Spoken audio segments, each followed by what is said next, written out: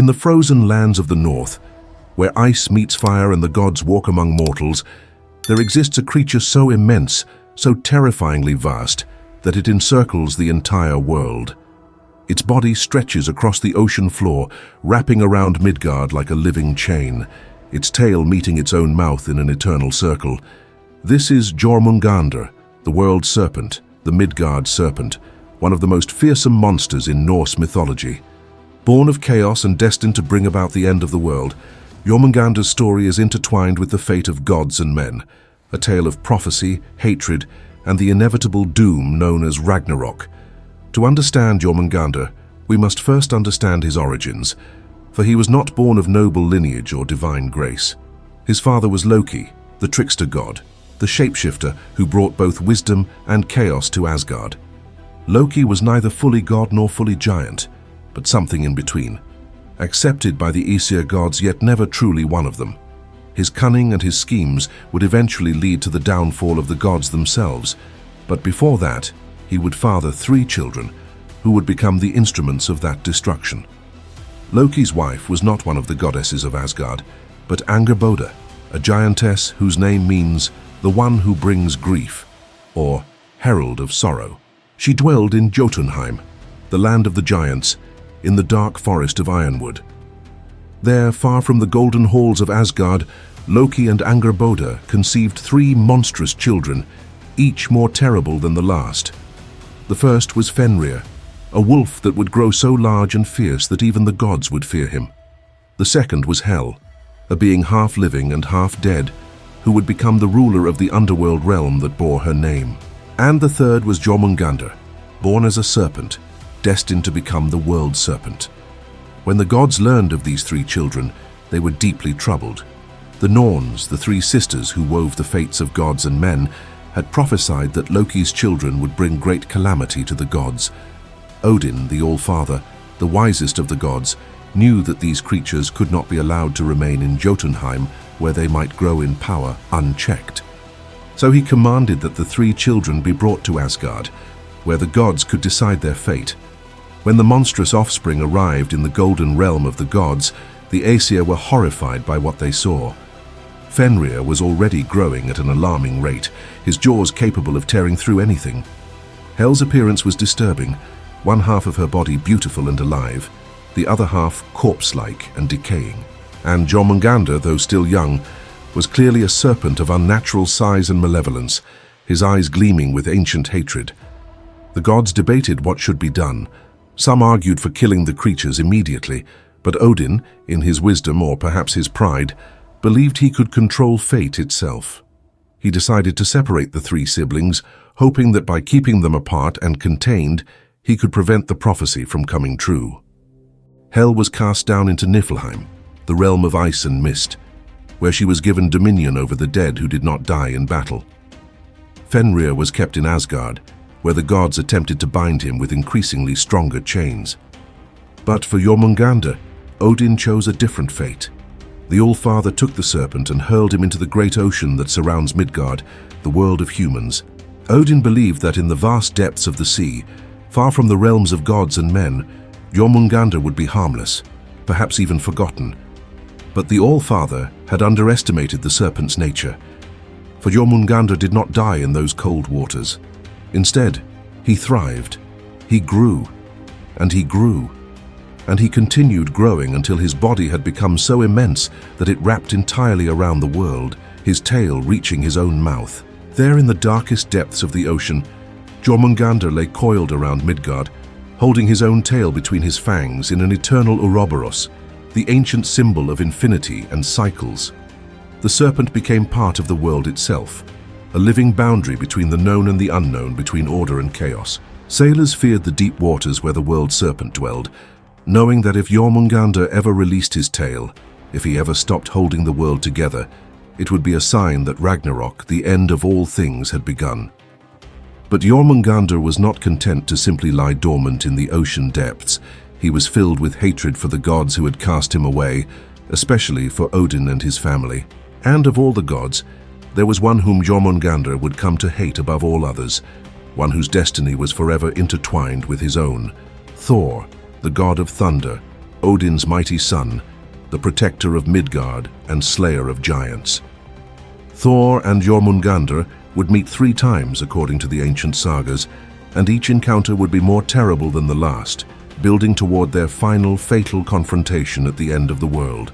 Their first meeting came when Thor decided to test his strength against the giants, traveling to Jotunheim with Loki as his companion. They came to the hall of Utgarda Loki, a giant king known for his cunning and illusions. Utgarda Loki challenged Thor to a series of tests, each designed to humble the proud god. One of these challenges seemed simple enough: lift a cat from the floor. Thor, confident in his godly strength, grasped the cat and pulled upward with all his might. But no matter how hard he strained, no matter how much power he summoned, he could only manage to lift one of the cat's paws off the ground. The giants laughed at Thor's failure, and the god of thunder left Jotunheim humiliated. Only later, when they were safely away from the giants' hall, did Utgarda Loki reveal the truth through his magic. The cat had been an illusion. What Thor had actually been trying to lift was Jormungandr himself, the World Serpent, disguised through giant magic. The fact that Thor had managed to lift even one of the serpent's paws, to raise even a small portion of that impossibly massive body, was actually a feat of incredible strength that had terrified the giants. For if Thor could move the World Serpent even slightly, what else might he be capable of? The second encounter between Thor and Jormungandr was even more direct and more dangerous. Thor, determined to face the serpent properly, went on a fishing expedition with the giant Hymir. Thor insisted on rowing far out to sea, farther than any fisherman dared to go, to the deep waters where the World Serpent dwelled. Hymir warned him against going so far, but Thor would not be deterred. For bait, Thor used the head of Hymirjot, the largest ox in Hymir's herd, impaling it on an enormous hook. He cast his line into the depths, and it sank down, down, down through the dark waters until it reached the ocean floor where Jormungandr lay coiled. The serpent, attracted by the scent of blood, opened his massive jaws and swallowed the ox head whole, hook and all. Thor felt the line go taut and knew he had hooked something enormous. He began to pull, bracing his feet against the bottom of the boat with such force that his legs went straight through the hull and touched the ocean floor itself. The battle between god and serpent was titanic. Jormungandr thrashed and writhed, creating whirlpools and massive waves that threatened to capsize the boat. Thor pulled with all his divine strength, slowly, agonizingly, dragging the World Serpent up from the depths. Finally, Jormungandr's massive head broke the surface of the water. The serpent's eyes, filled with ancient malice and hatred, locked onto Thor's. Poison dripped from the serpent's fangs, and his breath was so foul it could kill a mortal man instantly. Thor raised his hammer, Mjolnir, preparing to strike the killing blow that would end the monster once and for all. But at that crucial moment, Hymir, terrified by the sight of the World Serpent, cut Thor's fishing line with his knife. Jormungandr sank back into the depths, the hook still embedded in his jaw, escaping death but now bearing an eternal wound and an eternal grudge. Thor, furious at being denied his victory, struck Hymir so hard that the giant fell overboard. The god of thunder returned to shore, knowing that his battle with the World Serpent was not finished. It had merely been postponed until the day when all debts would be settled, when all prophecies would be fulfilled, when Ragnarok would come. And Ragnarok would come. The Norns had woven it into the fabric of fate itself. The signs would be unmistakable. 3 winters would come with no summer between them, the Fimbul winter that would freeze the world. Brother would turn against brother, and all bonds of kinship would break. The wolves Skoll and Hati would finally catch and devour the sun and moon, plunging the world into darkness. The earth would shake with terrible earthquakes, and then, in that darkness and chaos, Jormungandr would release his tail. When the World Serpent let go of his own tail and began to move, the oceans would rise in massive tidal waves, flooding the land. Jormungandr would slither up onto the shore, his body so massive that his writhing would cause the earth itself to tremble. Venom would drip from his fangs, poisoning the air and the sea. The sky would split open, and from Muspelheim, the realm of fire, Surtur and his fire giants would ride forth. From Niflheim would come Hel with her armies of the dead, and Fenrir, having finally broken his chains, would run free with jaws wide enough to swallow the sky. Heimdall, the watchman of the gods, would blow his horn Gjallarhorn, alerting the gods that Ragnarok had begun. The gods would arm themselves and ride out from Asgard to face their doom on the plain of Vigrid.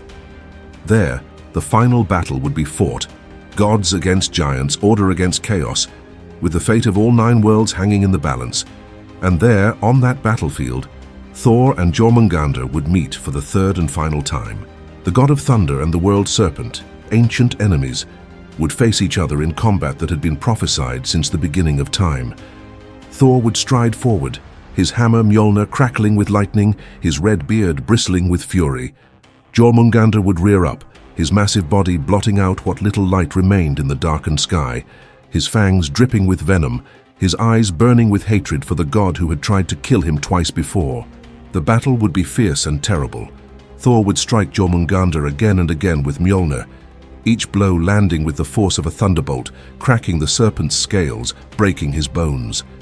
Jormungandr would coil around Thor, trying to crush the god in his massive coils, snapping at him with fangs that could pierce even divine flesh. The serpent would spray venom in great gouts, trying to poison the thunder god. Finally, Thor would land a devastating blow directly to Jormungandr's skull, a strike so powerful that it would shatter the serpent's head and kill the World Serpent at last. Jormungandr would fall, his massive body crashing to the earth, dead. Thor would stand victorious, having finally slain his ancient enemy, but the victory would be hollow and brief, for Jormungandr's venom would have done its work. During the battle, Thor would have been drenched in the serpent's poison. Even as he stood over his defeated foe, the venom would be coursing through his body, burning through even his divine constitution. Thor would manage to take 9 steps away from Jormungandr's corpse before the poison overcame him. The mighty god of thunder, protector of Midgard, slayer of giants, would fall dead, killed by the venom of the enemy he had just defeated, and so the prophecy would be fulfilled. Thor and Jormungandr, locked in eternal enmity, would destroy each other. Neither would survive Ragnarok. The World Serpent, cast into the ocean as a young creature, would grow to encircle the world, would survive 2 encounters with the mightiest of gods, and would finally die in the apocalyptic battle that ended the Age of Gods. But in dying, he would take Thor with him, ensuring that even in death Jormungandr would have his revenge against the gods who had rejected him. The story of Jormungandr is more than just a tale of a monster. It is a story about fate and inevitability, about how the actions we take to prevent our doom often become the very things that bring it about. Odin threw Jormungandr into the ocean to keep him from harming the gods, but this act only allowed the serpent to grow into a world-threatening monster. The gods' fear of Loki's children directly led to those children becoming their greatest enemies. Jormungandr, rejected and cast away, became the very instrument of destruction that the gods had feared. The World Serpent also represents the cyclical nature of Norse cosmology. He holds his own tail in his mouth, forming a circle, symbolizing the endless cycle of creation and destruction, of birth and death, of beginnings and endings. When he releases his tail, the cycle ends, the world is destroyed. But the myths tell us that after Ragnarok, the world will be born anew, rising from the waters, green and fertile once more. Perhaps in that new world, another serpent will encircle it, and the cycle will begin again. Jormungandr remains one of the most powerful and enduring symbols in Norse mythology. He is chaos contained but never truly conquered, the monster that lurks in the depths, the inevitable doom that cannot be escaped no matter how powerful you are. He reminds us that some forces are too vast to defeat, too ancient to understand, and that sometimes the greatest threats come not from what we face directly, but from what we cast away and try to forget. The World Serpent waits in the depths, holding the world together even as he plots its destruction. A living paradox, a monster and a guardian, the beginning and the end coiled into one eternal, terrible form.